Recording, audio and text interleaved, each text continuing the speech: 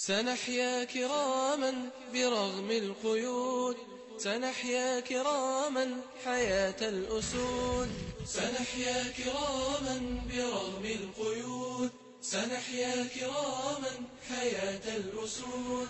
حزما وعزما وحربا وسلما، ملكا ينادى ومجدا.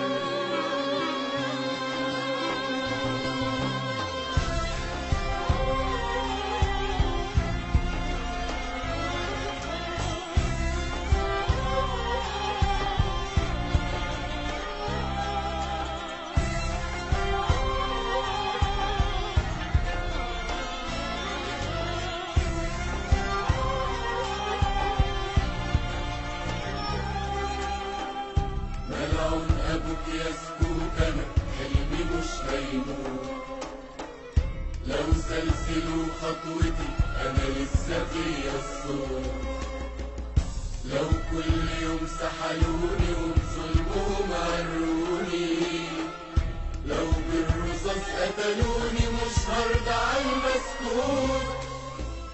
ملعون أبوك يسكوتنا حلمي مش هيموت، لو سلسلوا خطوتي أنا لسه فيا الصوت، لو كل يوم سحلوني وبظلمهم عروني، لو بالرصاص قتلوني مش هرضى عالمسكوت. 30 سنة واكتر صابر وبستنظر، وبحايل الأيام علشان في يوم أقدر أقول الحق.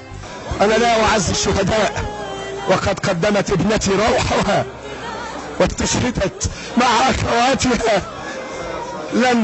لن نتحدث عن عزاء، لكن نتحدث عن أعراس الفردوس التي قدمنا فيها التضحيات، لا لمصلحة دنيا من عرض الدنيا، ولا لصراع سلطة كما يحاول أن يصور المضللون، لكن والله لا لشيء إلا أن يعيش هذا الشعب وتعيش هذه الأمة في كرامة، في عزة، في رأس مرفوعة، في استقلال وطني، في تحرر وطني حقيقي. والسلام عليكم ورحمة الله. قول الله إليه معظم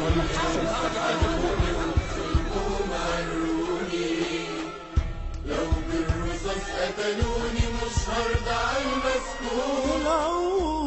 ملعون أبوك يا خوف، أنا لسه قادر أشوف جايلك في إيد الضي، جايلك معايا لو عيني صفوها وأحلامي حصروها، لو رحنا سرقوها وقف اللي متنا صفوه.